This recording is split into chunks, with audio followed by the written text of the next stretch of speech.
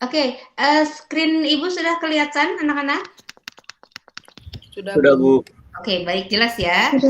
Oke, baik, Ibu akan mulai. Bismillahirrahmanirrahim. Assalamualaikum warahmatullahi wabarakatuh.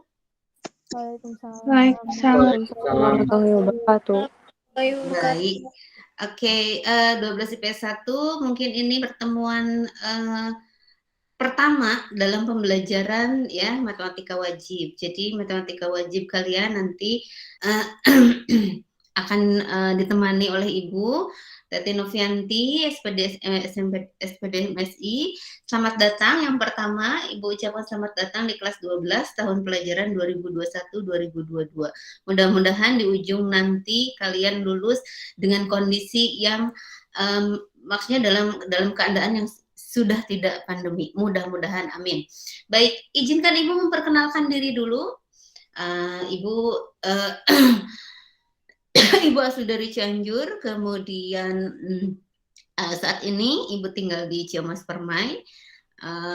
Latar belakang pendidikan S1 Ibu dari pendidikan matematika UI dan S2-nya itu dari matematika UI. Kalian boleh mengenal saya lebih lanjut, ada nomor WhatsApp saya, kemudian ada IG, kemudian kalau mau email silahkan, ada YouTube juga. YouTube saya intinya adalah rekaman dari pembelajaran, diantaranya nanti pembelajaran kita juga ini akan saya simpankan di YouTube saya. Ada beberapa juga tutorial, kalian bisa buka silahkan. Kemudian Facebook, mungkin kalian mah masih anak muda sekarang nggak pakai Facebook ya. Oke.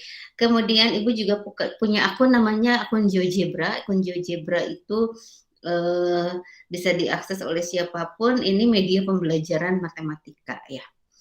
Oke, ada TikTok juga sebenarnya, lupa Ibu. Nah, mengapa Ibu perkenalkan ini? Karena di setiap media sosial Ibu itu selalu terselip matematika. Sedikit-sedikit bisa mengingatkan kalian lah tentang materi matematika ya. TikTok Ibu Teti Novianti 51 boleh di ini. Oke. Baik. Nah, Ibu ingatkan kembali karena kalian di kelas 12 di penghujung ini pasti kalian akan mempersiapkan diri untuk mengikuti berbagai tes, diantaranya mungkin UTBK atau ujian-ujian mandiri. Yang namanya matematika, kenapa matematika itu masih hadir di IPS? Karena matematika itu adalah salah satu ilmu yang bisa mengasah kemampuan berpikir kritis kalian, logikanya, kemudian rasional dan sebagainya ya. Oke. Nah, sehingga yang namanya materi pokok matematika baik dari kelas 10, 11 dan nanti di kelas 12 itu adalah yang disebut dengan matematika dasar untuk kalian. Jadi untuk anak IPS ini adalah matematika dasarnya ya.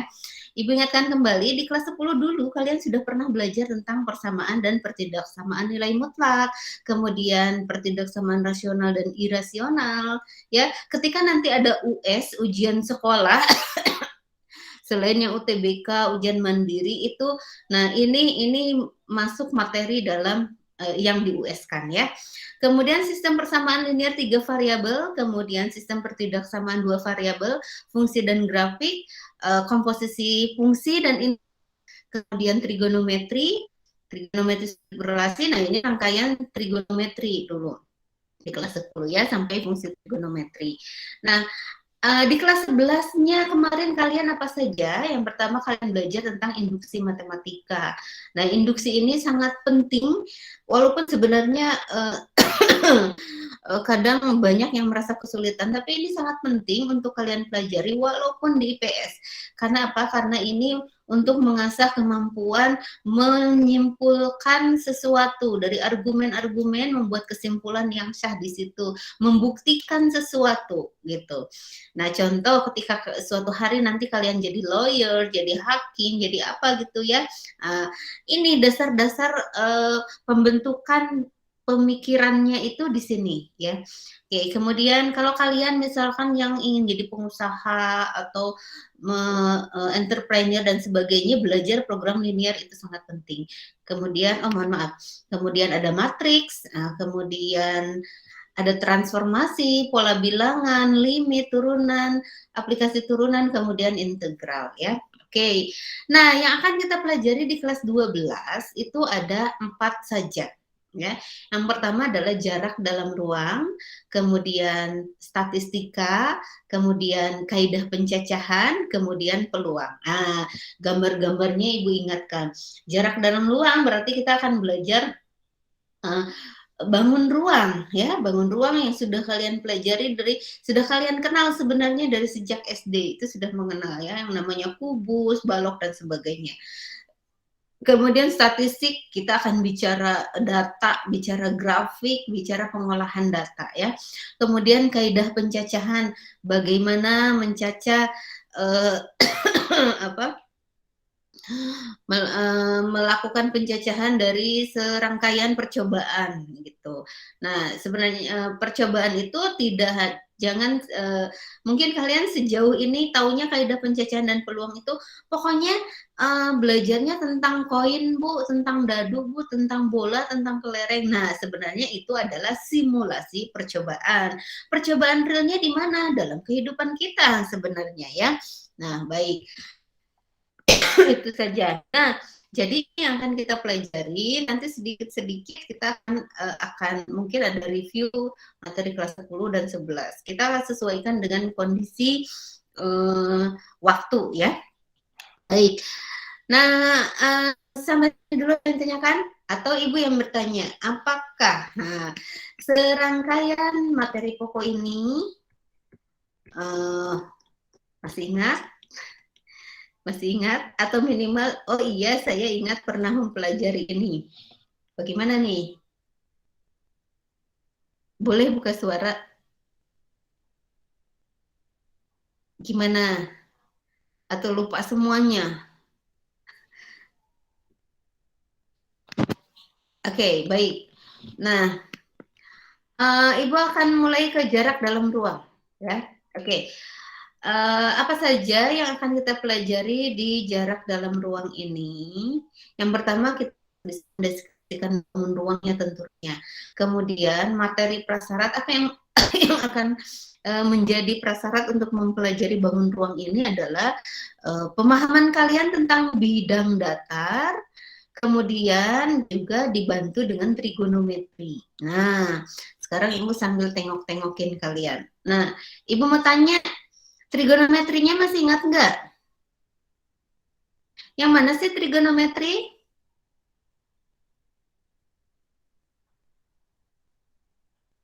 Yang mana trigonometri? Tentang apa? Ada yang mau bersuara? Ayo. Nggak ada. Oke. Fadia mau jawab? Yang mana sih trigonometri itu tentang apa? Apa yang kalian ingat? Nggak ingat apa-apa, Bu. Hah? Nggak ingat apa-apa.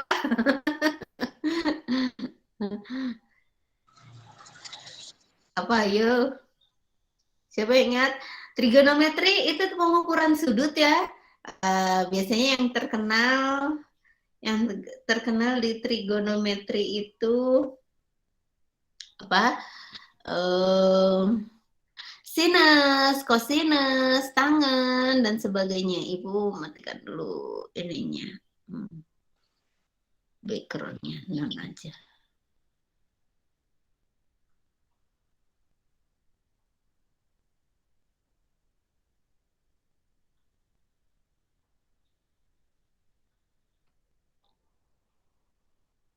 Oke, gimana?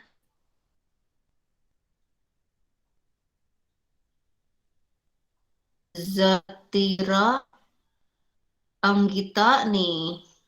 Ada yang ingat trigonometri tentang pengukuran sudut ya, sinus, kosinus, tangen dan seterusnya ya. Oke, baik.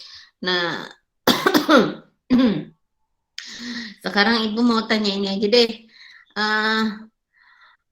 Masih ingat ada bidang datar, ada yang disebut dengan bidang datar, ada yang ada juga yang disebut dengan bangun ruang, ya kan? Oke. Apa bedanya bidang datar dengan bangun ruang?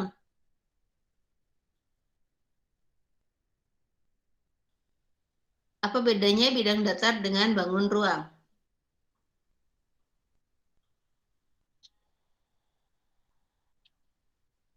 Nggak tahu juga. Oke.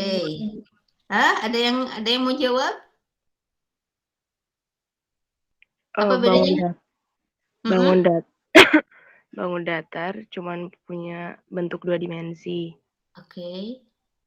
Terus kalau bangun ruang, bentukannya 3 dimensi karena tergambar dalam 3 sumbu X, Y, Z. Oke. Ya, bisa kasih contoh, Rajwa?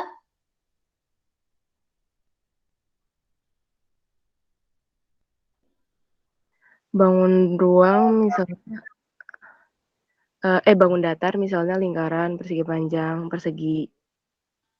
Terus Oke. kalau Terus? bangun ruang kayak kubus, blok, Balok. ya balok. Oke, sip. Ya, terima kasih Rajwa. Betul. Jadi sekali lagi Ibu ingatkan, ada bidang datar, ada bangun ruang. Betul yang disebutkan Rajwa bahwa bidang datar itu yang dimensinya atau ukurannya itu hanya 2. Bisa jadi ukurannya adalah panjang lebar saja atau lebar tinggi atau panjang tinggi. Ya, oke. Kalau kamera Ibu kelihatan kan? Oke, Ibu memperlihatkan masker kelihatan nggak? Enggak, Bu. Enggak, oke. Saya stop dulu screen-nya.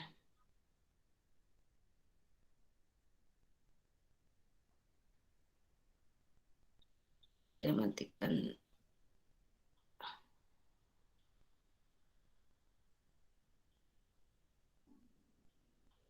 Oke, nah, Ibu perlihatkan masker ini ya. Oke. Masker ini menurut kalian ini masker bangun ruang atau bidang datar? Bidang datar. Betul, bidang datar. Dia hanya punya 2 ukuran, yaitu ini panjang, karena Ibu posisinya seperti ini, berarti ini panjang, ini tinggi. Nah, terlepas dari apakah panjang lebar, ataukah lebar tinggi, ataukah panjang tinggi, dan seterusnya ya. Yang penting ketika hanya 2 dimensi, itu berarti dia adalah bidang datar. Dan cirinya apa? Dia tidak punya volume, ya, tidak punya volume. Berbeda ketika ini kan persegi panjang ya. Nah, berbeda yang Ibu perlihatkan misalkan adalah handphone. Oke, menurut kalian handphone ini apa bidang datar atau bangun ruang? Bangun ruang. Bangun ruang, mengapa? Ada volumenya. Ada volumenya. Ada volumenya. Dari mana tahu ada volumenya?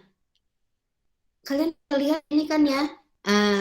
Katakanlah kalau ini adalah panjangnya, kemudian ini tingginya, berarti ini kan dia ada punya ketebalan, berarti ini adalah tingginya, sehingga ini tidak disebut persegi panjang, berarti dia disebut handphone ini disebut apa? Bangun ruang. Iya, bangun ruang namanya apa? Punya kalau alas. Iya, kalau permukaannya adalah persegi panjang, berarti dia adalah balok gitu. Ya, oke. Ibarat kehidupan kalian pasti di seputar kalian, di kamar kalian, di ini pasti banyak benda-benda seperti itu. Apalagi misalkan contohnya ini, ya. Ini bentuknya apa? Ini tempat minum saya. Tabung. Oke. Ya, tabung alias silinder.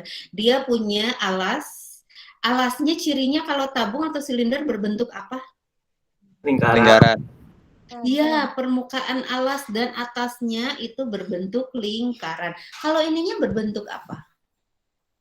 Kalau persegi panjang. Iya, persegi panjang. Kalian pasti sudah ingat ya, ketika ini dibuka, dia akan berbentuk persegi panjang. Nah, seperti itu. Jadi begini, mungkin dari sejak TK kalian sudah belajar yang namanya bentuk.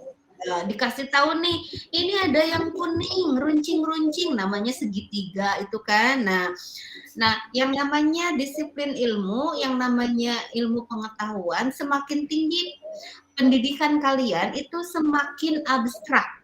Mengapa? Karena pola pikir kalian sudah diasah.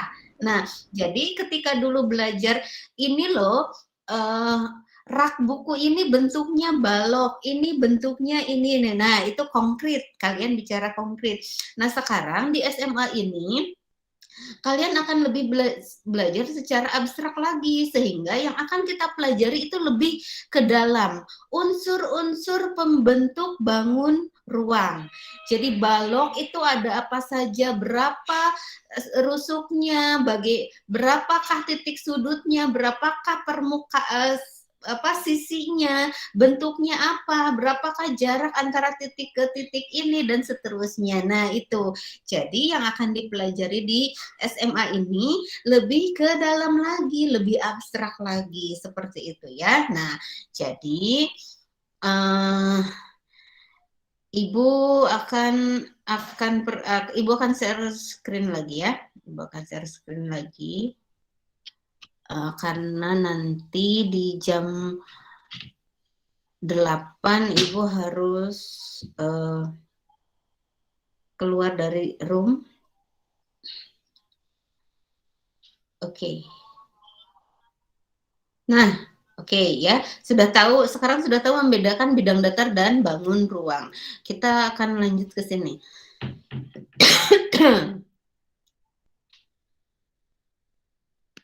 Nah, ini udah tahu. Nah, jadi tujuan pembelajaran kalian atau kita semua mempelajari ini adalah harus bisa nanti mendeskripsikan jarak dalam ruang. Jarak dalam ruang itu ada apa saja? Jarak titik ke titik, jarak titik ke garis, dan jarak titik ke bidang. Ya, itu tadi Ibu bilang lebih abstrak lagi ya.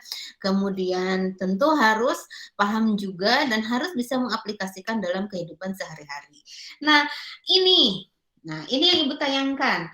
Ini apa yang dimaksud dengan jarak bisa kalian pahami mungkin dari sini ya.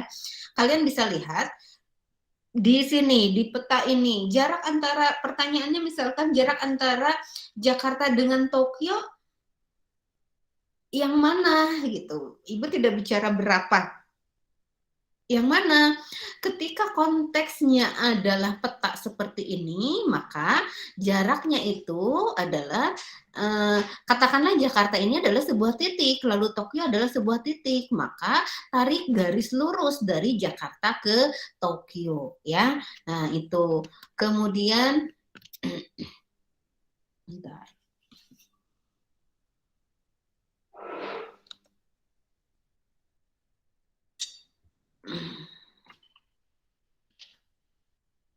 Ya, kok jam lagi. Ntar ya, agak ngehingin.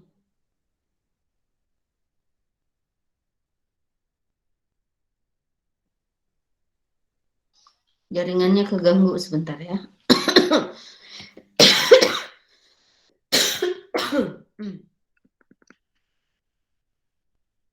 Nah, baik.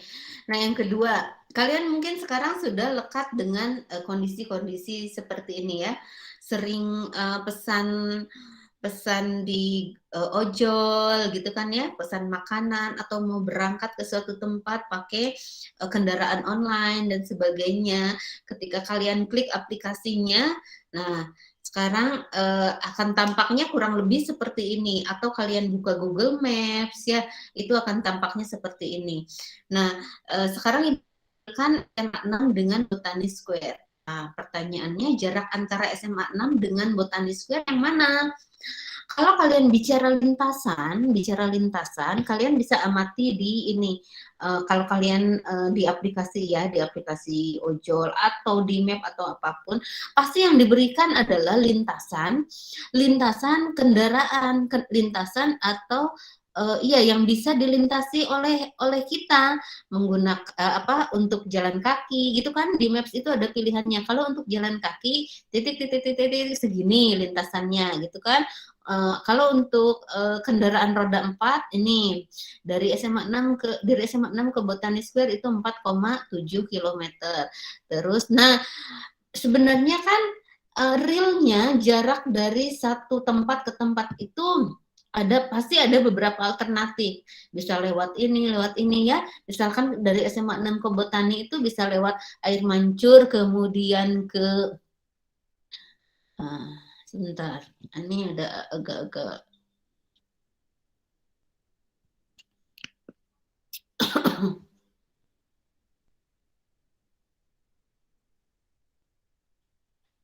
mungkin kameranya Ibu matikan dulu supaya ini.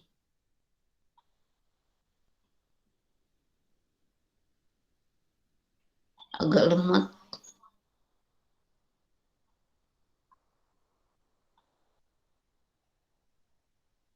Oke, mudah-mudahan nanti kembali ininya atau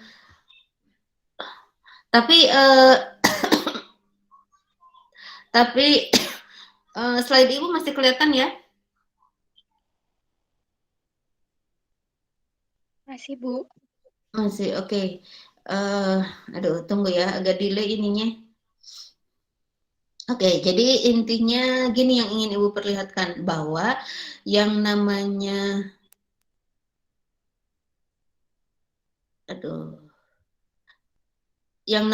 jarak itu secara real kita selalu akan punya alternatif ya untuk menghubungkan suatu kota dengan kota lainnya, menghubungkan satu tempat dengan tempat lainnya, seperti tampak di aplikasi itu kan ya, itu pasti ada alternatif. Nah biasanya ketika klik pertama kali, aplikasi itu akan memberikan lintasan yang terpendek gitu, lintasan yang terpendek. Nah biasanya yang diberi adalah lintasan yang terpendek. Nah itu sebenarnya di algoritma di balik aplikasi itu adalah di balik aplikasi itu ada algoritma, dan algoritma itu base-nya adalah matematika.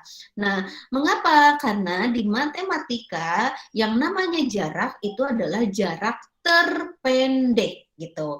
Jarak terpendek. Jadi yang Ibu bilang tadi, contohnya di aplikasi kendaraan online ya, ketika klik pertama kali, itu pasti akan ada alternatif, tapi si aplikasi otomatis akan memberikan lintasan yang terpendek. Nah, tetapi ketika ada juga aplikasi yang mendetek kemacetan. Nah, ketika ada detek kemacetan, baru dia akan beri alternatif, ya kan? Kalian mungkin pernah akses itu Google Maps atau Waze ya, Waze. Nah, itu pasti akan memberi alternatif-alternatif. Tetapi algoritma di balik itu semua adalah di dalamnya adalah matematika. Selalu konsep utamanya bahwa jarak itu jarak terpendek. Nah, yang namanya jarak terpendek antara dua objek itu yang paling pendek adalah jarak yang tegak lurus gitu, yang tegak lurus. Jadi kalau antara sebuah titik dengan sebuah titik sih lebih mudah lagi, tinggal hubungkan saja, pasti itu menjadi sebuah itu adalah jaraknya, seperti itu ya. Oke, baik. Beberapa contoh ini sudah Ibu siapkan sebenarnya. Ini agak-agak delay nih.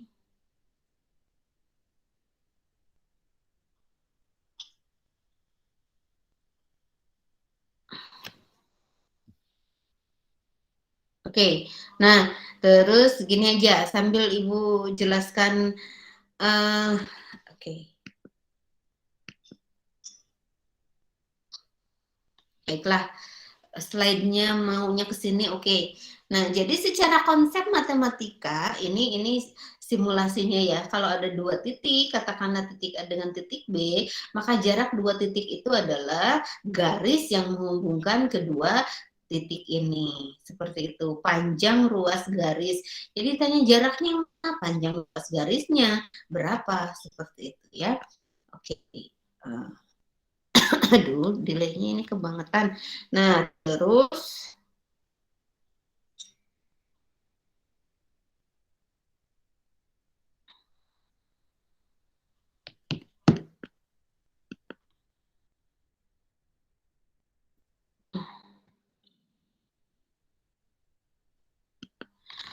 setelah slide ini, Ibu langsung memberikan contoh-contoh contoh-contoh menemukan jarak antara dua titik pada bangun ruang. Ada dalam kubus, ada dalam balok gitu ya, ada bangun ruangnya. Nah, itu dan sudah Ibu tuliskan semuanya, sudah Ibu sertakan dengan pembahasannya bagaimana menemukan jarak. Nah, dua titik. Nah, ini slide-nya ke sini. Oke, baik. Nah, contoh ini. Manakah yang merupakan jarak antara titik F dan G? Nah, kita sudah dibangun ruang nih ya. Antara titik F dan G. Berarti tinggal tarik garis dari titik F ke G. Nah, sekarang Ibu tanya, kalau dibangun ruang atau di kubus ini namanya kubus ABCDFGH ya. FG ini kedudukannya, garis FG ini kedudukannya sebagai apa? Nah, si unsur-unsur bangun ruang itu kan ada titik sudut, ada rusuk, ya kan? Ada sisi. Nah, ada sisi ya kan? Oke, nah Ibu sekarang tanya, kalau FG ini, garis FG ini apanya kubus ya? Sudut. FG ini. FG, dari F ke G, ya. Jadi jarak antara titik F ke G itu tinggal tarik garis dari F ke G. Garis FG-nya ini, di rusuknya sendiri itu disebut sebagai apanya rusuk?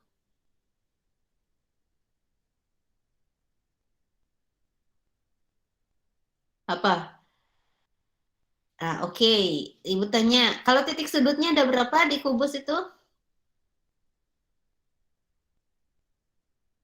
Titik sudutnya ada berapa di kubus? 8. Ada 8. Ada titik sudut apa saja?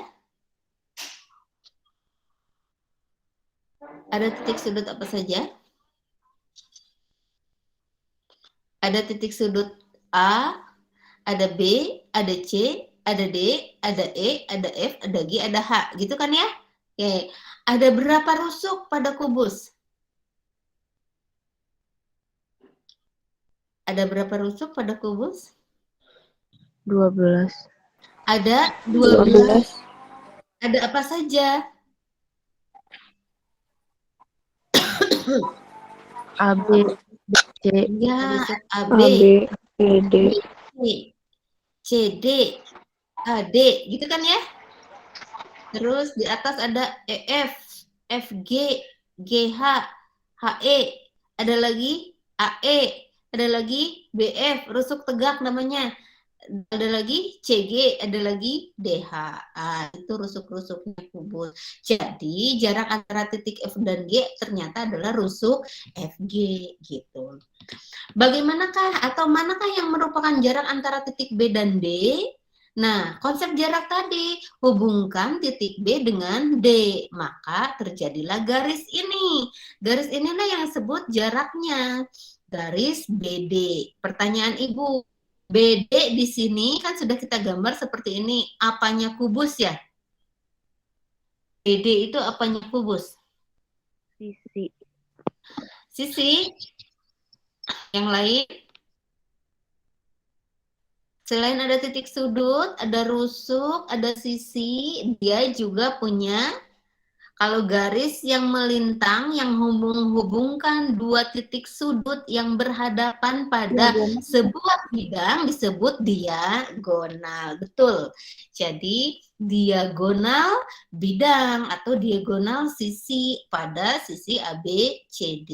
Seperti itu. Nah, yang lain-lainnya Ibu mohon kalian pelajari nanti dari slide Ibu ini ya. Nah, terus kita lihat. Nah, gini, di Classroom, Ibu sengaja menggunakan classwork-nya itu question, pertanyaan. Nah, nanti Ibu akan kasih instruksi kalau tadi, jadi Ibu akan selalu usahakan di Classroom itu hanya satu postingan saja. Ya, nanti setelah Jemit ini akan Ibu lengkapi. Nah, jadi tadinya Ibu akan jelaskan dulu ini sesuai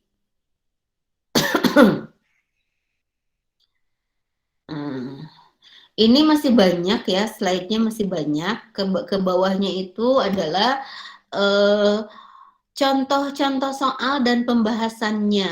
Nah, intinya konsep jaraknya seperti itu. Nah, untuk pertemuan kali ini, Jemit-nya akan Ibu akhiri di pukul 8.00, karena di pukul 8 Ibu ada pertemuan lagi, ya. Nah, kalian masih ada waktu 30 menit untuk mempelajari slide ini. Nah, jadi di Classroom itu ini Ibu mau balik lagi juga susah, ini delay banget. Di Classroom slide ini akan Ibu simpankan di Classroom. Silakan kalian pelajari untuk pertemuan hari ini ya. Pelajari sampai selesai. Kalau bisa, karena matematika nggak bisa hanya dibaca ya, kalian dicoba juga di situ pembahasannya seperti itu. Nah, tugasnya adalah bertanya. Makanya di Classroom, classwork-nya yang Ibu buat itu pertanyaan. Jadi kalian pelajari dulu ini, kemudian kalian tuliskan pertanyaannya. Ya, kalian tanya misalkan, Bu, saya belum paham slide sekian, dari mana mendapatkan jarak ini ke sini, Bu? Atau bisa jadi pertanyaannya mengapa ini jadi 2/6, Bu? Boleh. Yang penting semua bertanya, oke?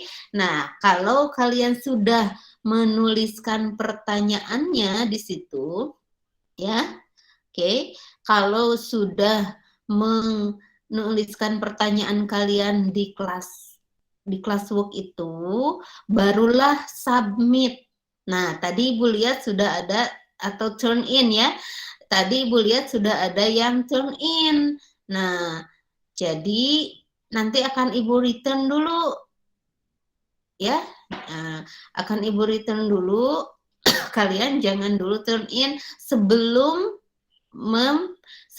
menuliskan pertanyaan kalian, ya. Nah, jadi lengkapnya pembahasan dan pertanyaan-pertanyaan itu nanti akan kita diskusikan di pertemuan minggu depan. Dipahami semuanya? Paham, Bu. Paham, Bu. Oke, baik. Nah, oke, paham ya? Nah, ditunggu di Classroom-nya. Ibu harus leave dulu dari room ini supaya bisa mengakses Classroom, karena ternyata ini delay-nya cukup terlalu ini ya. Kita akan akhiri dulu. Silahkan kalian boleh leave dulu dari room ini. Ibu juga akan leave dari room ini. Nanti buka lagi Classroom-nya. Nah, Bu, sampai mana? Sampai kapan tugas ini apa untuk bertanyanya? Nah, ini ya. Nah, nanti yang sudah turn in ini akan Ibu return. 1 hari sebelum pertemuan berikutnya, kalian harus sudah submit semuanya, harus sudah turn in semuanya. Karena akan Ibu tampilkan, akan kita bahas di pertemuan berikutnya. Dipahami semuanya ya? Iya, Bu. Baik. Terima kasih untuk pertemuan hari ini. Silahkan kalian akses di Classroom. Selanjutnya Ibu akhiri. Nah, jangan lupa daftar hadirnya diisi, karena di 8.30 akan Ibu tutup ya. Baik, terima kasih untuk pertemuan hari ini. Ibu akhiri. Assalamualaikum warahmatullahi wabarakatuh. Waalaikumsalam. Makasih, Bu. Terima kasih, Bu. Makasih, Bu. Silakan ya, Terima kasih, biar Bu. bisa itu.